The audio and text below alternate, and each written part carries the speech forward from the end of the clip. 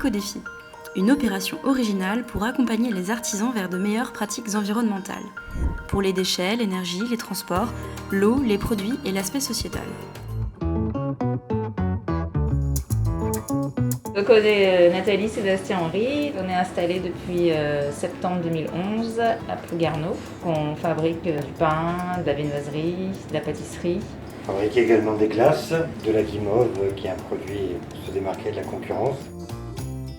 On propose aux personnes de réutiliser leurs sachets, de le rapporter. On propose des sacs aussi réutilisables, donc soit de cette matière-là, soit pour les baguettes des sacs en tissu.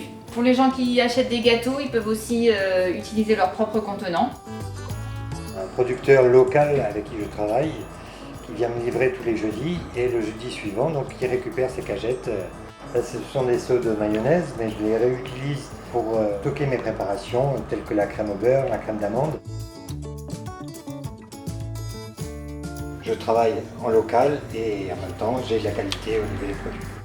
Je prends mes fraises avec un agriculteur local et quand il me reste des fraises, parce que les fraises sont des produits sensibles, je les stocke au congélateur et quand j'en ai une certaine quantité, je fais ma confiture maison. Quand il nous reste des brioches maison, on les transforme en biscottes. Et ainsi on a une DLC qui est beaucoup plus longue et les clients apprécient d'avoir des biscottes maison.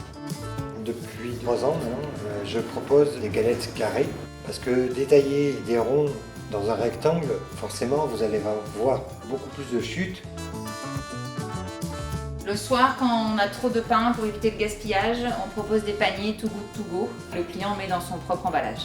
Plutôt que de jeter les produits alimentaires aux composteurs, on privilégie les dons alimentaires aux associations comme les Restos du Cœur. Les voisins qui utilisent le terrain à côté pour jardiner, et donc ils peuvent utiliser notre compost. On a décidé de faire de la location pour la voiture électrique depuis décembre 2020. Financièrement, ça nous revient moins cher.